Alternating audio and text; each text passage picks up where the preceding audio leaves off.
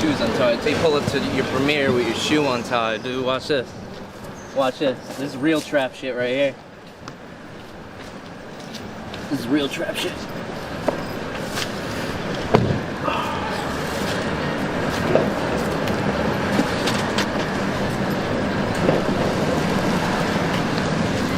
This would get like the best first feature. Right. But I think everybody in this room knows that this young man is beyond that. That's right.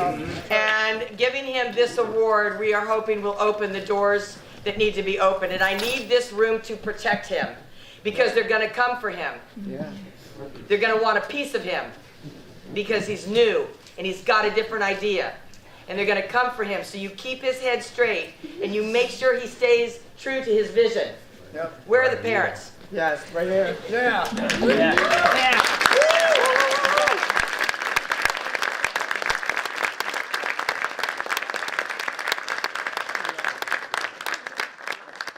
That's what I told that young filmmaker. I said, keep to it, keep it alive, keep this what you got. Don't change that. We've not seen this kind of work before, and it's time on this planet for new work to pull the curtains back and show us the faces and show us what's behind the faces. Yeah. We're counting on you, dude. Yes, We're counting. This the Cali kid? This is that Cali kid, yeah, exactly. Oh, yeah. He going down tonight. Oh, yeah. I'm scared. Close it! Close it! All the supply and demand we need, bro, will be set. And Mr. Columbo throwing his breath on top of it.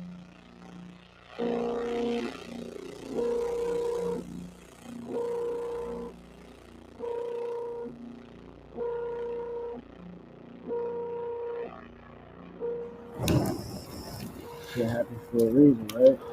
Hey, we are where we are.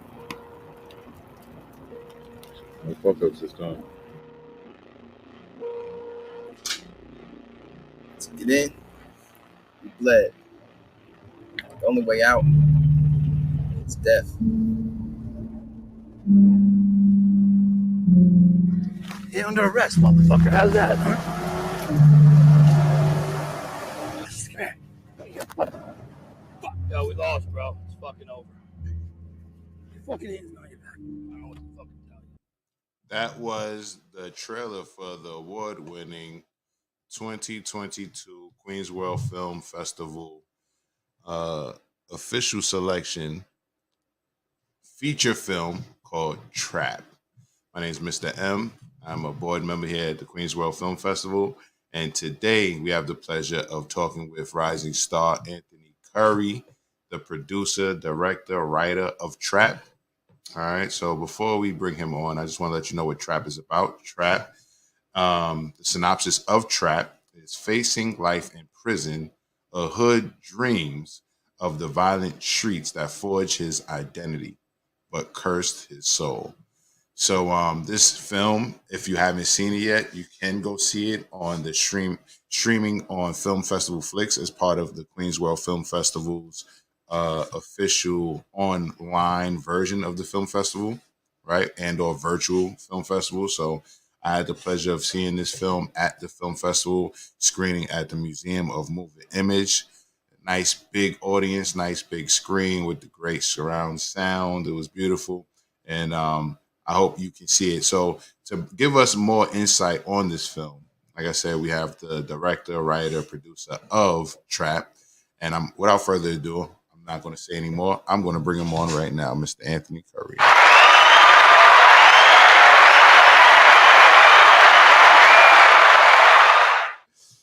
Bro, what's good? What's going on? How you doing? Living the dream, bro. All right. So I said a little bit about the film. I read the synopsis. I want you to further give us some insight on what Trap is as a film, because it's kind of hard to put it into words and or into just one box of a type of film or genre of film. So give us a little insight on what Trap is, Anthony. So Trap's a story told about where I grew up. So it's like a story from the inside out. And basically, I just wanted to tell like a story of like the American Gothic. I wanted to tell originally I was trying to make a Western, and I feel like I kind of did that, there's this idea of like moral code, or like a silence among men, or like just like there's a formality of what I was trying to, and I was trying to make a movie that was like more like a tapestry, like with images coming from all different directions, and like told under this like fragment of like these riots that happened in Asbury Park in the 70s. So like the movie almost feels like a riot when you're watching it. It's like just images coming from all different directions. Right. So if you had to, if you had to limit it and put one genre on top of it, what genre would you call it? What would you call it? What type of genre would you call this film? It's so hard to genreize it, but I was always like, oh, fuck genre kind of. But I guess it's like a crime thriller. I guess that's how people have been putting it, like a crime film. Mm-hmm. Almost like some people are like, yo, it almost feels like a documentary of like that certain time in Asbury Park. Like you created like a world, like, and honestly in 10 or 20 years, like Asbury Park might not be the same that it is now. So it's like a good like image of this time. Snapshot of the area. Right. So you said crime thriller? You would put it in somewhere in a crime thriller? Yeah, something like that. It's like a modern day Western. Let's call it a modern day Western crime thriller or something. Well, we could call it whatever we want, right? But at the end of the day, I feel like when you have a niche that people already know of, it kind of allows you to access that audience, right? So I guess that's why I'm asking, like, because it's when people don't know what to expect, they kind of sometimes it can affect the viewing experience, right? Right. But I think even in all of the ways you describe the film, it definitely describes the film. But I'll be interested to know what would you or we have some more guests, people who are involved with the film. I think I'm gonna ask them the same thing. What would they characterize it as? Good. I guess like a crime thriller is like a good way to put it. But it's like I've been chasing this like liquid narrative, so it's like it's a movie, like when you watch it, it's gonna be like something you've never seen before, and that's what everybody who has seen it has said. Like it's very new and like innovative. Everybody at the premiere afterwards, they kept saying the word innovative, so I've been kind of keeping that in my head. Right. So I did a little research while we were talking. So according to masterclass.com, what makes a crime thriller? A crime thriller is a crime genre and the thriller genre. So I don't know. It says crime novelty traditionally focus on a criminal who must be apprehended, often by law enforcement, the military, or self-deputized agent of justice. Thematically, the best crime books often circle the theme of good versus, and it cuts off because I'm only on Google. Right. It's almost like what they're saying. It's almost like it's like almost like a neo-noir crime film. Like it's very like adherent to like films of like the 30s and 40s of like crime neo-noir type, like, but with a modern day spin of it. Yeah, but like, I like that. I think you should rock with that for people who aren't as open-minded. I think, crime thriller, But for people who are open-minded, definitely you can throw all the other descriptions in there as well, right? All right. Yeah, but I mean, I've seen the film. I mean, I'm not even going to sit here and be fake. I had the pleasure of one day I was called to come be an extra, and I ended up in the film, right? But I wasn't there for the whole production. I wasn't there for many scenes. It was just one day. I got to hang out with yourself and your father, and that was really dope. And I was able to somehow make the cut of the film myself, right? But with that being said, the film, it took you some time to create, and it took you a lot of collaboration with the people around you from your neighborhood. So take us back to the beginning. What was the origin story of this film? Because I even though I know some of it, we definitely want the audience to know. How did you come up with this film?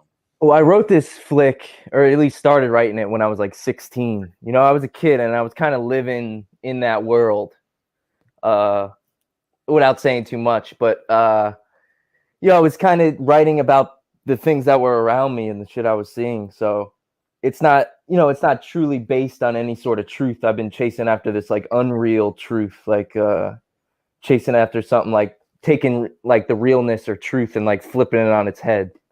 Right. I didn't want to just make like a expose on gang violence or anything. I just wanted to make something that felt, you know, from the inside out, rather than, I feel like a lot of movies are told from the outside in rather than the inside out. So yeah, I was a kid, and you know, when I started making it, I didn't think it would take, you know, 6 years or 7 years to finish it. But we started production when I was like 19 or 18. So, and then, you know, there was a lot of variation that kind of slowed the production down. But yeah, it was all, and like the movie has this certain sense of like danger. And I feel like even on the set, like there was a certain sense of danger that was happening, just like the things that were going on around us. And it wasn't like an easy movie to make. Right. Give us an example of like some of the danger you face while creating this film. You know, there was like you know, like one of the stars like just got out of, like just did like a 6-year sentence right before, like, and then he came off that and hopped on the set of this. Like there was just a lot of, you know, trying to avoid the cops. You know, some people had warrants. You know, I filled the movie with a bunch of real criminals. So we were all trying to like avoid the wildness of what's going on around it. And then just like in general, just like in the streets there, it was just a wild time. Right. I could dig it. So basically, we spoke about some of the dangers and the risk that, you know, was involved with it. We talked about the genre and or lack of genre, right? Right. But at the end of the day, you know, like you said, you wanted to create a world. You know, you was telling a story, even though it didn't have any strong social commentary. So, correct me if I'm wrong, but it seems like it was just you expressing yourself in this film, like expressing a type of story, expressing a type of way of life, a lifestyle, or some of the things you may have put together, pieced together, and you know that you witnessed growing up. Is that right?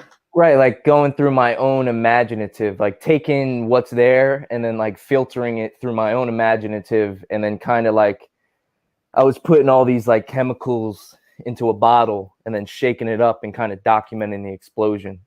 And I think everybody in it like did a fantastic, you know, there's only maybe like 2 or 3 or like, you know, professional actors. Everybody else is kind of just real person or just like from the streets, or, you know, a lot of my family's in it. So like, you know, just kind of like this mixed media of, you know, people around me. And it's like a impression of like my life at the time.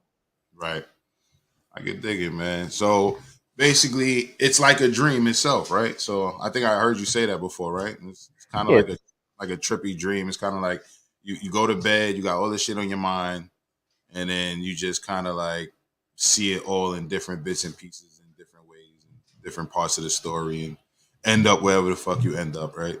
Right, like a hallucinatory experience. And then it's for them to experience it. Like it's for the audience to experience it. Like, you know, I could explain this movie till my toes fall off, but like it's a sense where like somebody who watches it might be able to tell me more about it than I might know, you know.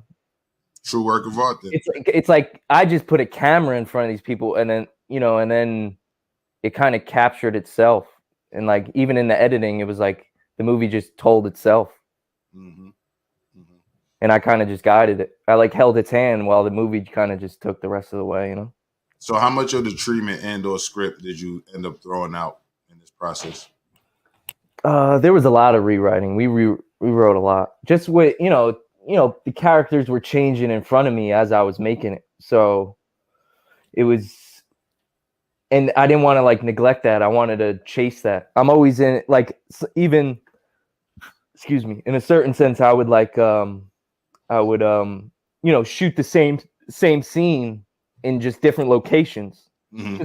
Like we could have this conversation here, and then, you know, then we could be outside, and then we're in the car, but like we're having the same conversation. So I've been playing with this notion, and I think I'm gonna do that in most of my films, because you know, I've been kind of like throwing the idea of like continuity and stuff like that out the window. But yeah, the film was rewritten plenty, people can't make it, actors drop out. A lot of the time these kids are hard to wrangle in. So, it's like, oh, they couldn't show up today, so let's figure something else. Let's shoot something else. Or, it's just like we were like going with the energy that was going on around us and like, really chasing that.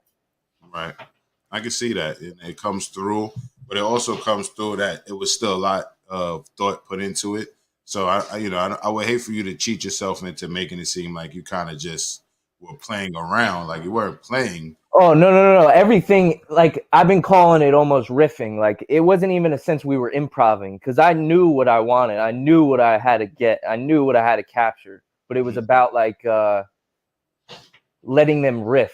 And I don't like the word improvisation. I've been using this word like I treat it like guitar riffing. Like, you have the initial idea, and then you kind of just move to the groove, like jazz almost. Like you're just playing to the keys, like, and wherever the keys lead you, like that's where you're gonna keep chasing or keep going after it. Yeah, that's what makes certain type of music so brilliant. So speaking of like reggae, rock, jazz, these type of art forms when it comes to music, like it's not so cookie cutter that it can't, gain a energy of its own, right?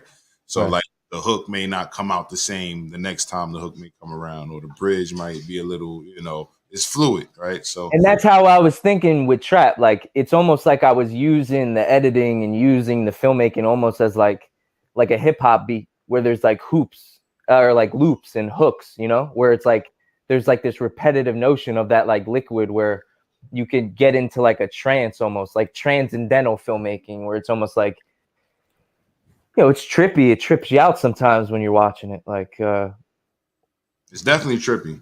It's definitely. yeah. So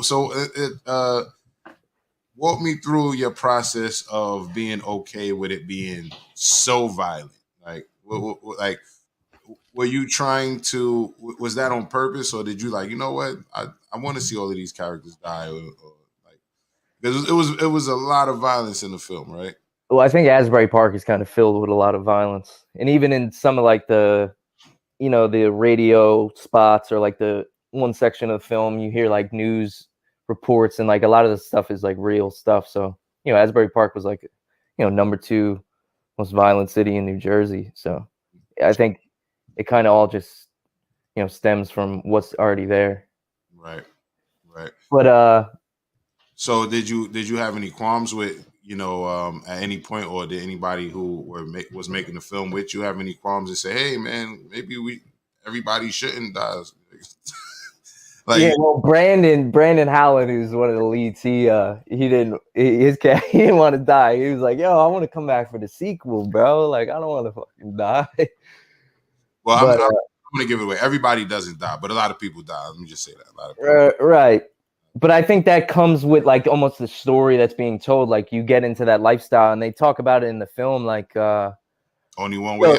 There's like one way. It's like in a box. Like either that box is a pine box or it's a cement box. Like in a prison, it's like a a coffin or a prison cell. It's like there's only 2 it, and so you kind of had to show it has to be violence in it. Yeah, nah, I agree. But I don't know. My grandma, because I was worried. My grandma was at the screen, and I was like, grandma, like it's a little violent, like it's a violent film. And then afterwards, she was like, no, it wasn't that violent. And now I'm like, damn, I should have kicked it up a notch. I was like, even my grandma, I was like, nah, that's.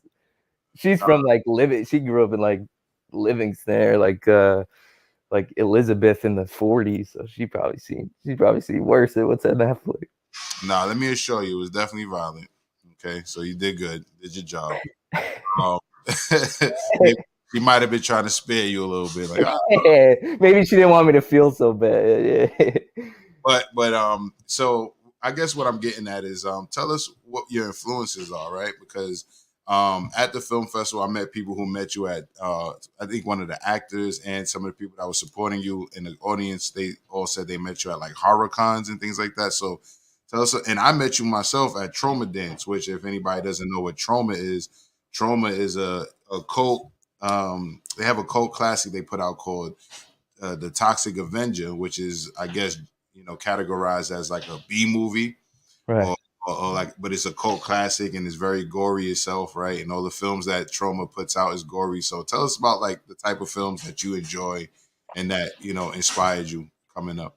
Yeah, I think horror movies were like my invitation to like exploring like more obscure cinema. Like it kind of helped me find art house films and helped me found like, kind of just the stuff you don't see every day, or like that you like, blinded by the mainstream movies, or like, but I think I grew up on a lot of horror films, and then that kind of led into, finding Dennis Hopper and Martin Scorsese and Harmony Korine films and David Lynch and, Pierre Pasolini. And then you dive into like Orson Welles, and then you're finding like the Italian neo-realist films, and then you're going into the French New Wave, and then you're finding like all these variables. And I think, all those are like the residue under the surface of like your inspiration. I think all those stories and everything you've seen, like even art or photographs or music, like it'll all bleed into your work without you even knowing it. So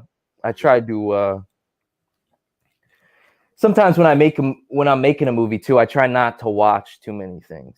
Like I'll do a lot more reading and go to art galleries and listen to maybe music that I don't listen to all the time, just because sometimes when you watch too many movies, the movie will try to reflect itself in what you're doing at the point.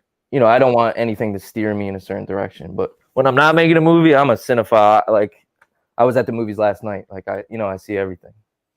Right. At least I tried. It comes across, and it also comes across that you're not trying to, as we would say in the hip hop world, bite too, right? So right. It's one thing to pay homage and tilt your hat to things and be influenced by. It's another to just have a mashup piece, which I mean, some mashup pieces could still be, pretty, pretty big, Right.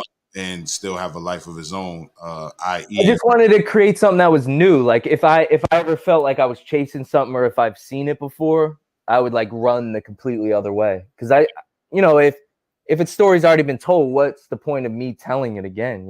And the crime thriller story has been told hundreds of times. It's been written about since the beginning of film. One of the first films was about a robbery. So it's like, it's just about trying to reinvent it. I think Kubrick said, like, every time you go out and make a movie, you try to reinvent the cinema. And I kind of, maybe that's like a mantra of mine or something. Yeah, what I like to say is there's nothing new under the sun. It's just the way it's done. So Right. for me, I get what you're saying, because even like I came up around a lot of artists, like music artists, right? Right. And a lot of the great artists that I know, they also don't like to listen to a lot of other artists when they're making a project, because they don't want to sound like the next guy. Like you said, you don't want to bite or whatever. It's biting. Right. But at the same time, there's nothing new under the sun. It's just the way it's done. So me personally, my approach when I do any type of work or with anything is I like to see who did similar to what I want to do, right? And then I just make sure I'm doing it different. You know what I mean? I think for me, that's what helps me. But we all have what helps us. But I get you, because it will leak. It will leak into your work. You know what I mean? Especially if it's fresh on your mind. And my first film was a mockumentary, so I had to look at a bunch of people. I was literally mocking situations and then like turn them on their head. So, which you were able to see when you was kicking babies and shit. Which you was able to see that film when you was way too young. You was way too young to see it. But I met you 10 years ago at Trauma Dance, like I said, because I was invited by Lloyd Kaufman and the founders of the Queens World Film Festival, and that's how we connected. And I was able to shout out to Kath and Don too. They're family, and the way they represented Trap and the way they shown the film, and then receiving the Cinema Auteur Award, it was like truly a blessing. They're like the most beautiful people. They're great. Yeah, we skipping ahead of just a little bit, but definitely salute the press. I just wanted to say it. I just wanted. No, not that part. I definitely salute the Kath. As far as the award part, we didn't get to the award. Yeah. But while we here, you know what I mean? Yes, Preston and Katha, they definitely appreciate people who put their heart, mind, body, and soul into film, right? They're not pretentious. They're not looking for people with the biggest budget. They're not looking for people with the most shiniest produced project and the most cookie cutter film and all of that, like a lot of these other big film festivals are. But Queens World Film Festival is a big film festival as well, but not like the other ones, not like their counterparts. They're really looking for people to put ingenuity, originality into their film. And then once they see that, they definitely do a good job at rewarding and recognizing it. And they were able to recognize you, which that was amazing to see. And they gave you what award? What award was that? Say it The one more. Queens World Cinema Auteur Award, which they've only given to 2 people. I think I might be the 3rd or 4th person they've given that award to. Yeah, it's not an award they give out often, so it's actually reserved for very special projects like yourself. So with that being And said, it's funny, 2 years ago in the press, they were calling me an amateur. So I was like, just take off a few letters. Now it's auteur. You know what I'm saying? we got to start somewhere. So me personally, I like being the new guy at the job.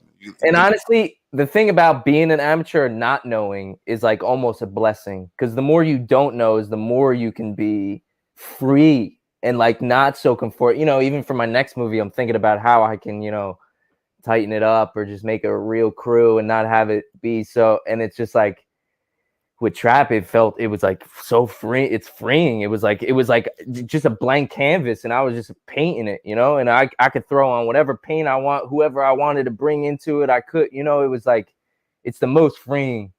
And that's why I'm like grateful that like a movie like Trap exists in like the current climate of cinema, because it's just told from one, the auteur theory of told from the author of the director is the author of the film.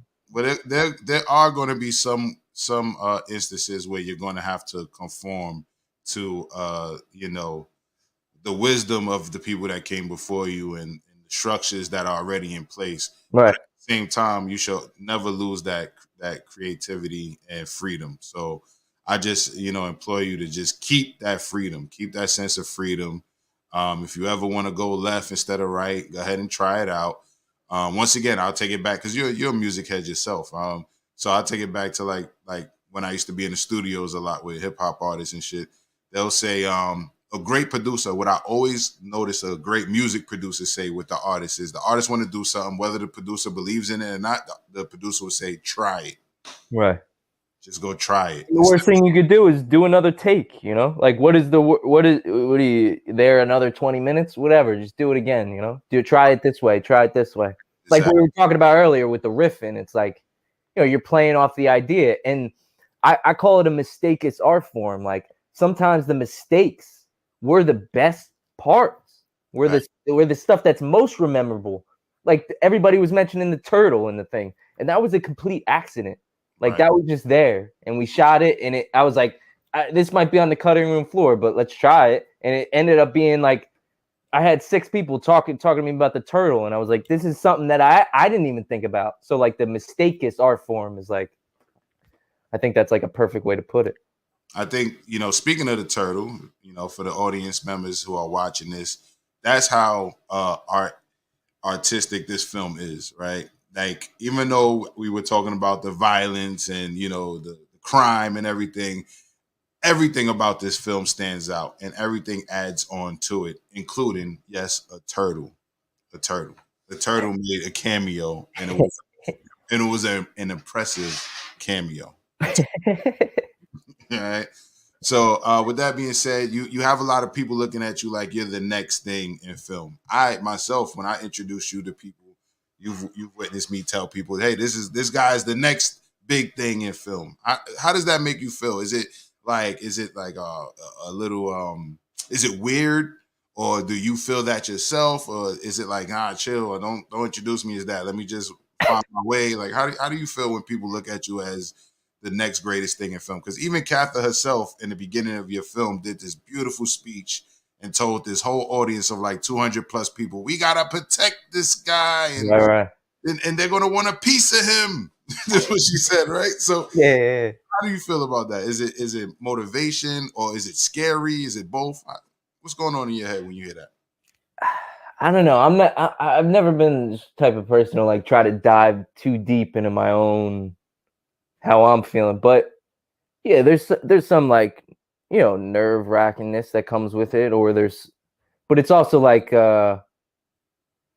it's great. I wanted this ever since I was a kid. Like, I don't know what came first, being born or making movies. So like, it's what you always want. But they always say like, careful what you wish for, whatever. Yeah, you will get it. Right. You'll get it.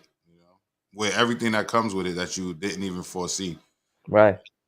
But I mean, like you said, even as a kid. So I started to say this earlier, right? Like I met you 10 years ago. You were a whole teenager. I was a youth advocate. I still am a youth advocate, right? So it wasn't weird to me to meet a youth that knew what they wanted to do. Actually, it was a breath of fresh air because I'm always trying to encourage young people to like, whatever you want to do, start now, right?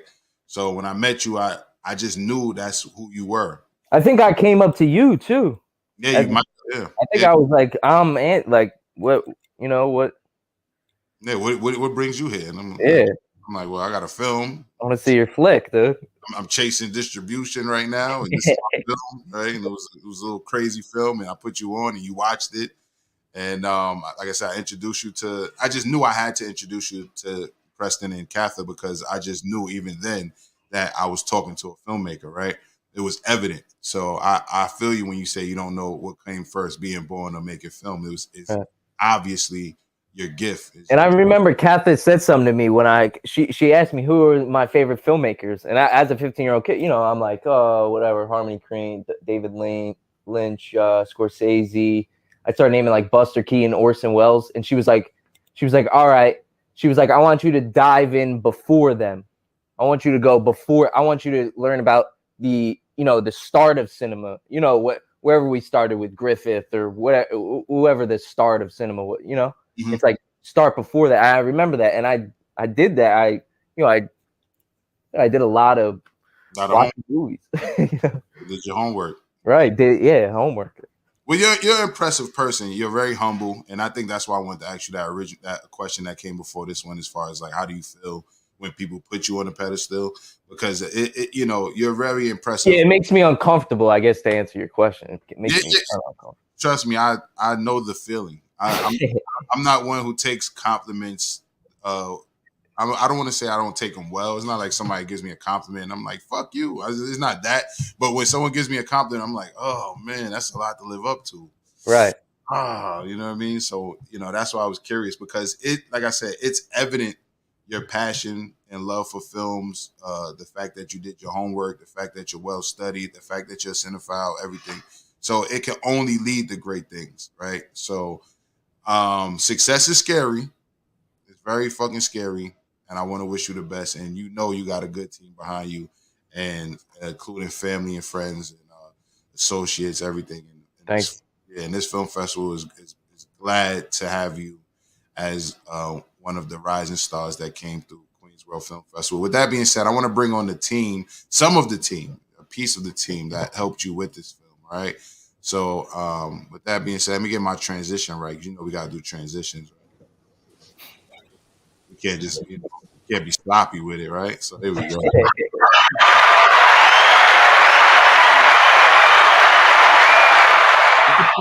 All right, so we have Daniel J. Blackamore, J.D. Brown, and Uncle Jim, who played Bronson, Detective Bronson. Was that or is he's frozen? There you go. There you go. What's the detective name? Bronson. Detective Bronson. Detective Bronson, yeah.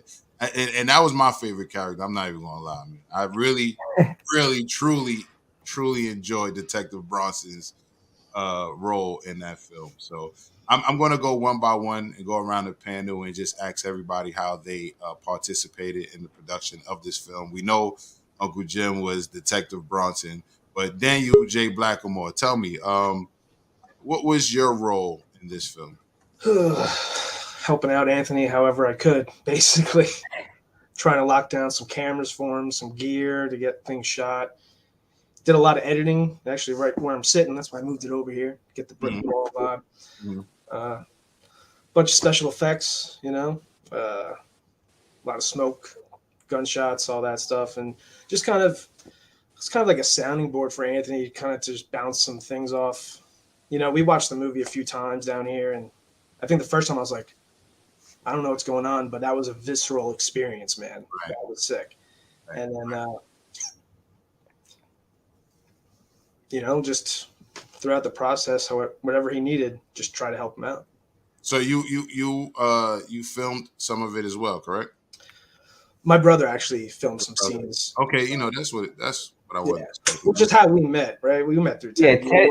Teddy was the camera operator. I met Teddy on another film shoot, and then he came on and filmed a few scenes where I knew I couldn't hold the camera and act in it. So Ted came out, and then Dan blew me away with like the visual effects he did, and and sometimes at one point I didn't have a camera to shoot on, and Dan like let me use his GH5 to shoot a lot of the flicks. So I was going to say you look familiar. The one scene that I took part in, I think that was filmed by your brother. I want to say, we're almost identical. Yeah, I was about to say, did I meet you? Yeah. That's definitely. Yeah, you might have met Teddy. I don't know if you. Dan was at the screening though. Yeah, I met you at the screening. Yeah, for a quick second. Yeah. But, so what was your experience helping with the production of this film? What was your experience with that?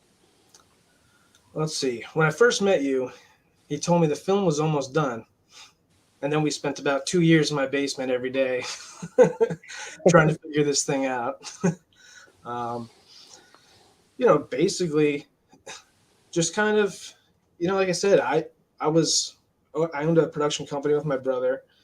Anthony was working with us, we were shooting bar mitzvahs at first, basically, to try to get by. And we'd have some bar mitzvah money. So we'd sit down and then he'd work on Trap and have some time to flesh some things out, reschedule because, it's difficult.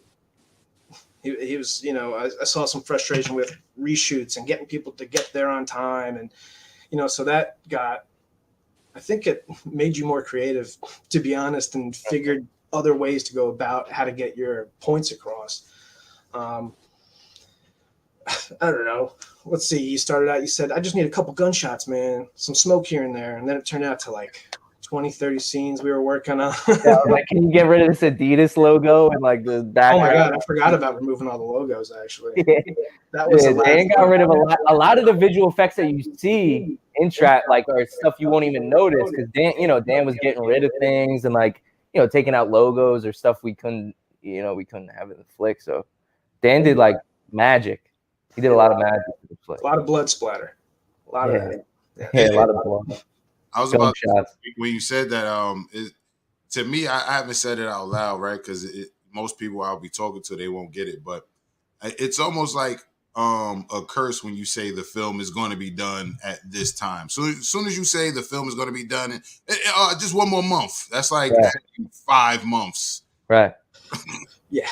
Right, and like Dan came on later in the production. Dan came on when a lot of it was shot. So it was like we had the initial shoot, and then we were coming back to like reshoot or add these like vignettes of scenes, like because I was talking about like having scenes come from all different directions, but it wasn't a movie that was shot in like 12 days. It took a long time to make. Kind of like Peter Jackson when he made Bad Taste, like making it on weekends with friends and stuff, but. This was a little more constructive because I had the idea. I knew what I needed. It was just like, Brandon's in jail. Oh, all right, we can't shoot this week. So, you know what I'm saying? Like, right. All right. Well, it sounds like the experience you had with the film was more than you signed up for. Then, is that fair to say? I mean, not that you. A little bit, but I love Anthony. We hung out every day, so it was worth it. Right, we ate Taco Bell every day. A lot of Taco Bell. We should have got sponsored by Taco Bell, basically. 11 a.m. Taco Bell most days. Next time. All right, so we're gonna come back to you. But JD Brown, tell us your part. What was your role, and how did you participate in the production of Trap?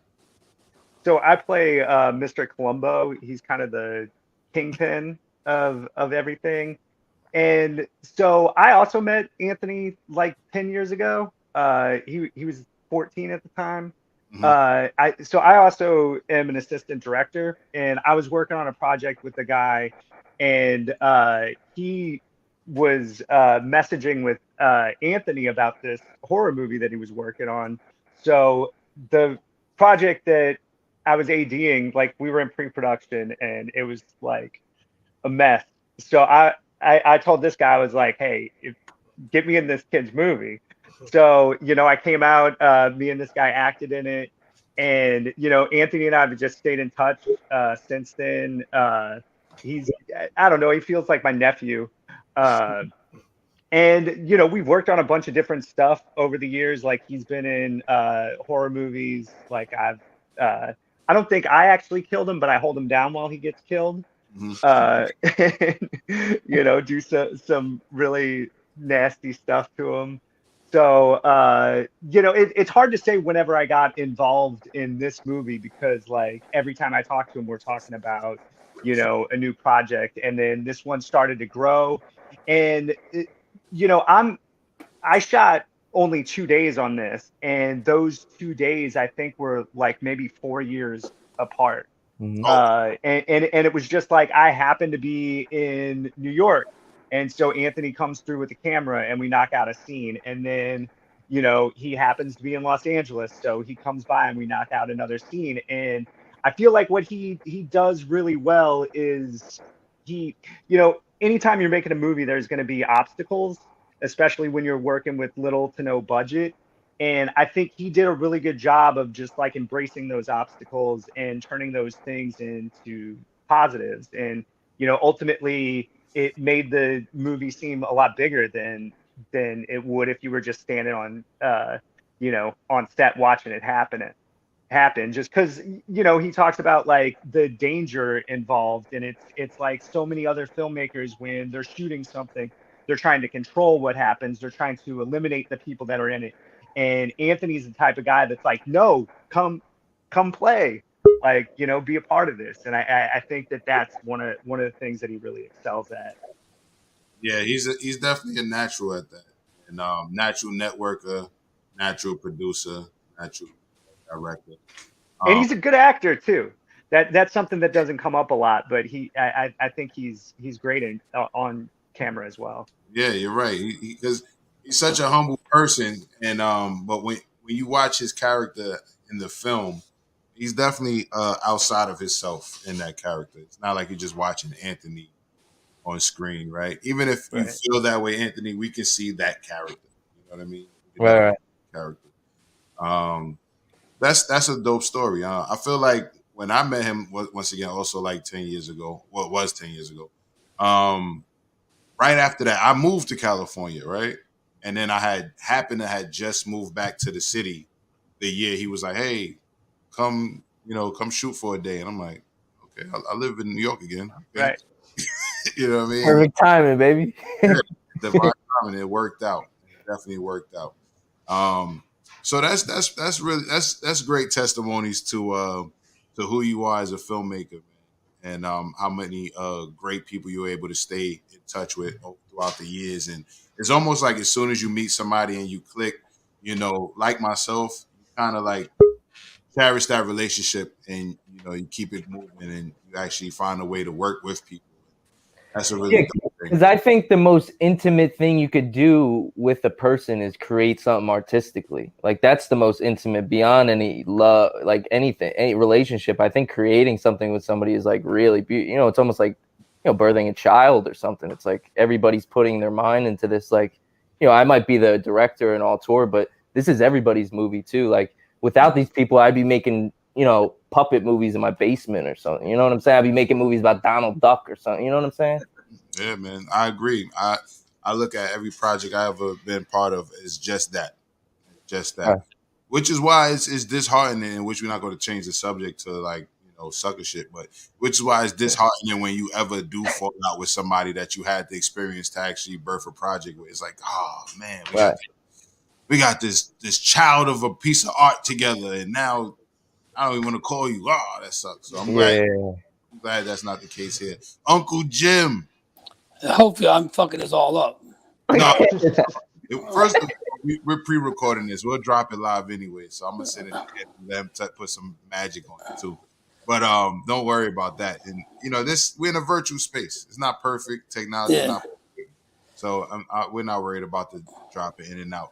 But I'm happy to see you. You were, like I said, I'll say it again. You were my favorite character, right? Usually, officer in a film. When they're not a quote unquote professional actor, sometimes that officer sucks. this was not the case with you. I really enjoyed your performance, and I want you to tell the virtual audience, because I got a little taste of it at the Q&A, how you ended up a part of the film. But it's such a beautiful story. How did Uncle Jim and Anthony Curry ended up working on this film together? Tell us about that. Well, I've known Anthony since he's been a little kid. We actually did a couple other films together. One called The Tracks, another one called Long Shot. And he was just a little kid, and he was so into it. It was unbelievable. And I took him to a couple of horror conventions, and he just took off from there. It was wonderful to see him, like, just doing what he wanted to do. And then he asked me about this film, and the first scene was in his garage. I was going to interrogate somebody. I had a few. No, he'll be back. Oh, that's such a good story too. I think I gotta let him finish. I'm gonna guess he had a few drinks. Yeah. No, it's technology. It ain't the drinks. No, he was about to say he had a few drinks. So in the scene, yeah. Okay. Yeah. So yeah, no. But here we go. Let's go. I'm ready for part 2 of this story. Let's go. Let's get it. I'm back. There you go. So I'm back. I probably got about 30 seconds before it dies out on me again. So anyway, I had a couple pops. I went over to his house. I said, "How much you want me to go after this?" He said, "I want you to go after it." So he I think he brought one little prop, was an ashtray, and I flipped out. And he threw the ashtray and broke the ashtray. Like, that's the one thing about Jim. Like, every time that cat gets on screen, like, he gives his all. Like, he goes for it. Like, he goes so hard in the scene, like, just to make, like, and he's not scared to, like, look silly, or like we were talking about the mistake it's art for him. Like, he's the one who got that in my head of, like, let's just go for it. Like, we could just do it again if we need to, Right. Yeah, I busted his only prop, the ashtray, in that scene. I just went nuts, and he loved it. And he said, he just told me, "You just keep bringing that feel, and it's on money."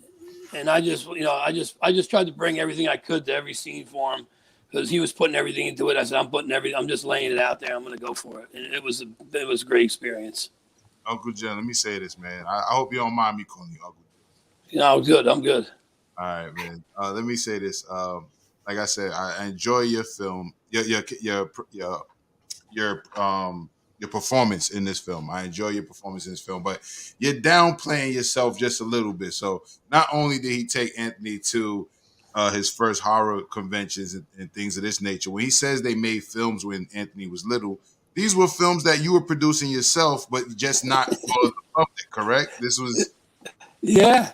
We were using whatever we had, man. We brought a radio out there for the music. And we did everything we could. We found places to just do stuff. We just found funny shit to do. And, we all had a good time with it, but Anthony really took to it. But, yeah, I did some fun stuff with them guys when they were kids, and it sure did stick. That has to make you feel extremely proud to say, like, when they were children, I was just showing them how to make a home movie, right, for lack of better terms, and look at them now, right? That's got to be an awesome feeling. There's people. Yeah, you got me now. Yep, you're good. You got me. Yeah. So there's a lot of people that say, be careful, because your dream might lead you down a path of nothing, right? So you got to take that chance and say, I don't give a shit if it makes me happy and I love what I'm doing. I may not be the richest guy in the world, but I will be rich because I'm enjoying everything that I'm doing every day. But some other people are like, what's that kid doing, man? Sucks he keeps copping out, but it adds to the drama. But like Jim, but Jim used to make movies with my dad in the 90s too. They used to make movies on like VHS tape, just like, just wild. They were almost like Jackass before Jackass or something. Like maybe not that specific, but they used to make wild VHS movies in the 90s and stuff, like late 90s, before they even had kids, Yeah, I had the big old VHS thing on my shoulder walking around the beach with it, telling people I was somebody from the news. I think you guys made hats too, didn't you? Get like CBS hats made, like, and my dad was in a CBS hat. I got an NBC hat, and I was walking around the beach getting interviews with people. They thought I was really from the news. It was great. Oh, shit. So, You gotta break out some of those Sorry, videos. so that's what you were doing with and that's what he was doing with your father in the 90s. That part right there, Yeah. basically, being the press. I think we got to find the tape. We got to digitize those tapes because that got to be like an extra on the Trap Blu-ray or something. You know what I'm saying? Like they got to be seen. But like, you know, that's just stuff he made in, you know, for nobody, just to kind of show his friends. But like, I think that's like the most in it, you know, like that artist intuition of just like, I'm just gonna make this kind of for myself, and you know, if people see it, they see it. If they don't, they don't. But like, it's like, we got to do it, and we had a really good time doing it.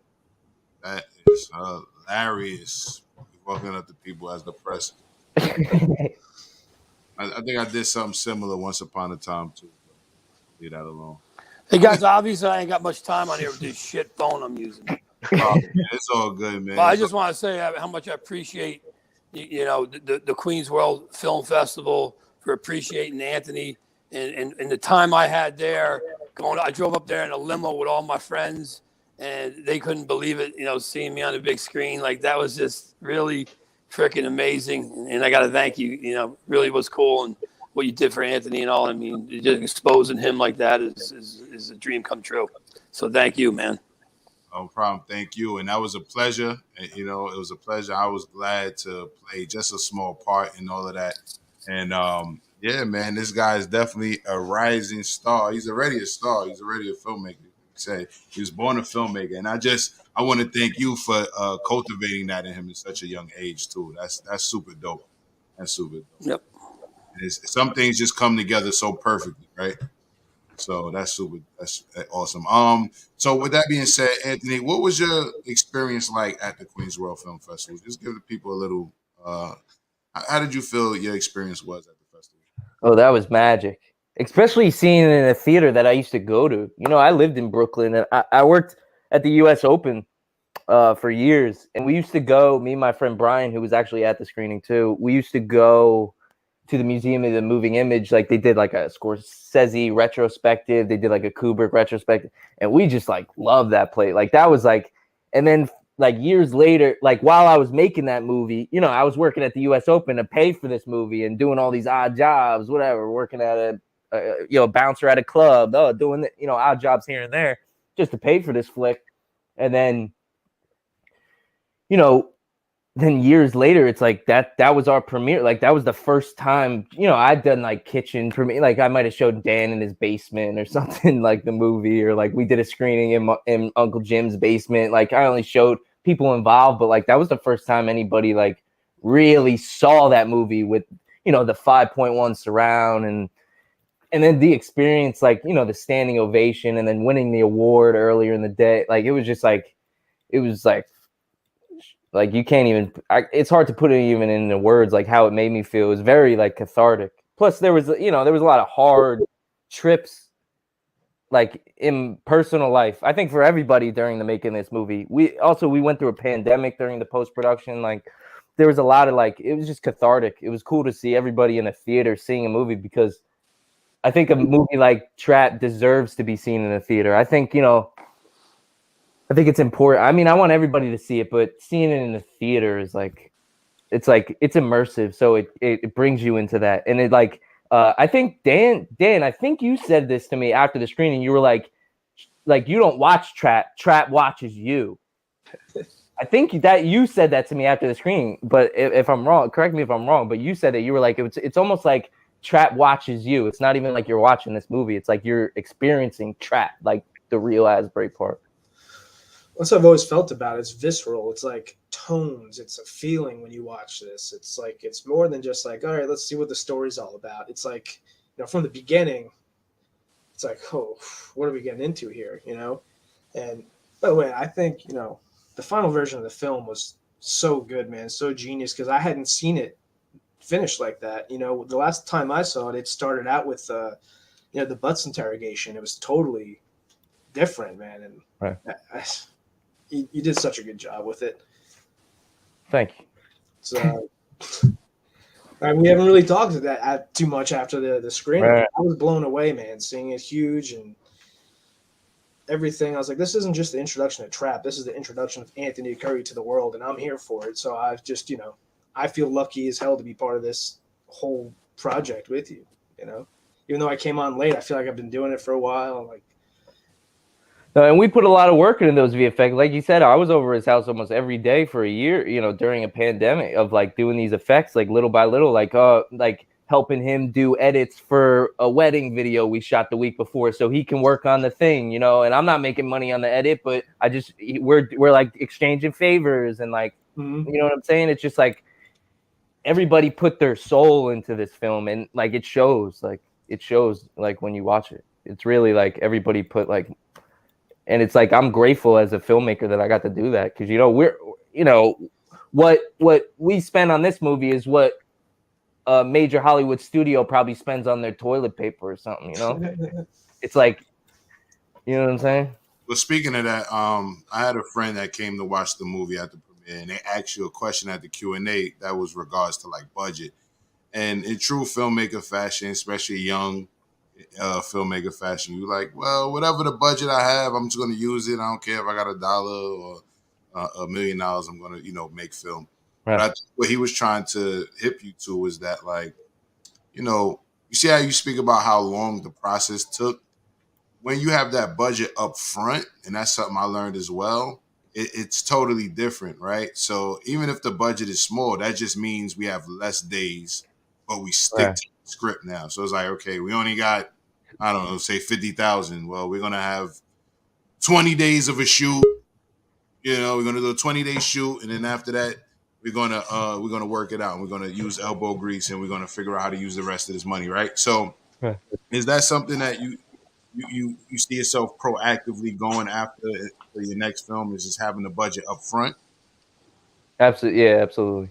I mean, there was an initial stuff, and then things happen in life that kind of towards it down. But yeah, for the next one, like we're starting the next one pretty soon, and yeah, we're gonna get something up front. It's gonna be a little different than how Trap was made. It's not gonna take 7 years to make. It'll probably take maybe 1 or a couple months or something. Right. Well, at least the shooting might take Right. I always say like 6 months for. That's gonna be my new character right here. You're my new character. I'm gonna be trying to get me focused in here, but you gotta try to see you guys. No, it might be funny, but I'm not sure. With Anthony doing it, I think you're gonna like it. I think we're gonna like it. I think you might like it. Yeah. All right then. All right then.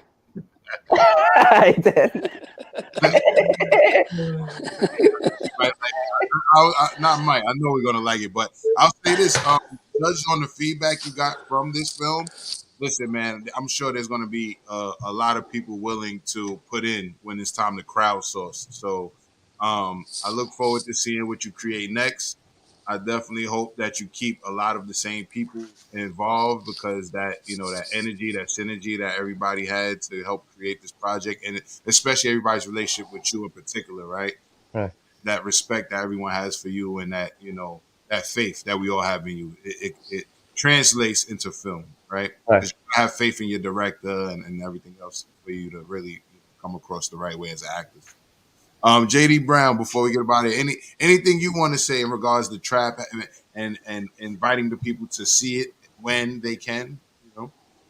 Yeah, I mean, definitely if you can catch it in a theater, do that. I'm just excited everybody's getting to see what Anthony's, I feel like half of his life has been building up to this moment. So I'm just happy that like you said, it's like a baby being born.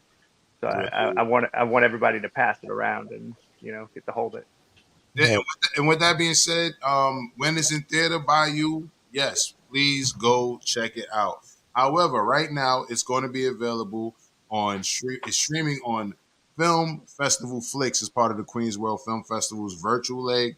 So even if you can just watch it on your computer, your phone. Only the December 2nd, 3rd, and 4th. We're doing the final 3 days of the festival. You'll be able to the virtual side of the festival. So filmfestivalflix.com. The 2nd, 3rd, or 4th, you can watch Trap. Absolutely. I think it's like a $10 pad, and you can watch it virtually. But yeah. So yeah. if you happen to see this in time, if you're paying attention, if you're following the Queens World Film Festival on Facebook and YouTube, if you see this in time, please go ahead and do yourself a favor and watch Trap. All right. But let me say, if you can like Roku it to a TV, like a big TV, or like with some type of good speakers, like I know I want everybody to watch the movie, but you know, don't watch it on your phone or something. No. try to watch it. Hold on, let me shut his mic off. Watch it however you can watch it. Yeah, watch it however you want. But if you can like Roku it to your TV, that'd be great. However, because listen, it's not something you're going to just watch once anyway. So right. You know, and then if you want to bring it to a theater in your town, feel free to email Anthony Curry. So this is the part of the game where you do your festival year and you do as many screenings, as you can. Right. This is the part of this. This is the stage he's in right now. So right now you can get in at, dare I say, the ground level, you know, before this guy is too busy. I'm not going to say he's going to be ever unapproachable, but he's going to definitely be too busy at one point in time in his life. So right now, during his festival year for Trap, you want to go ahead and email him or reach out to him on social media and say, hey, come bring this to my town and rent that theater, you know, and you guys split the movie, the ticket sales. It's really, you know, basic black and white business. So Anthony, give them the email and or social media where they can follow and contact you. I'm on Instagram, just Anthony Edward Curry. You can find me on Facebook. If you go to therealasburypark.com, we're under construction for the website, but if you go to therealasburypark.com, it'll lead you to the Facebook page. And I'm pretty active on it. So if you message the Trap Facebook page, or we could stay connected, however. But yeah, I'm pretty active on social media and stuff. So yeah, and like I said, you know, reach out to him. Don't just say hello. Reach out to him to bring this film to your town.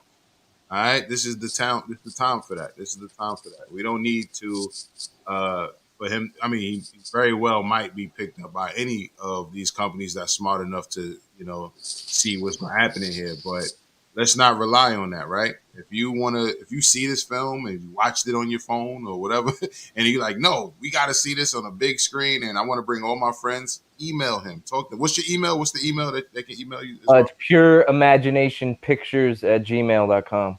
There you go. There you go. You know, so I want to thank everybody for their time. Thank you, Daniel, JD, Uncle Jim, my guy. I appreciate you. And, of course, the rising star of the hour, Anthony Curry. Thank you for bringing this team together.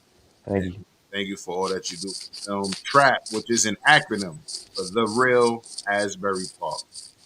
All right, make sure you guys watch it. We're going to get up out of here. This ain't the last you're going to hear of us. You're going to see us all. Much more to come. We out of here. All right? Thank you for having us, Mr. M. I appreciate you. I appreciate you. I appreciate you all. Thank you, Bob. No problem. Good talking. You guys. Thanks, All right. See you guys. Peace. Uncle Jim, I'm going to call you. There's an old adage that says that you write what you know. What do you know? Is this a reflection of your experiences, or is that imagination that created? Don't say too much. Hey, it's my job. Yeah, let's not incriminate anybody. Nah, I don't know shit. I don't know a damn thing. The right answer. That's the right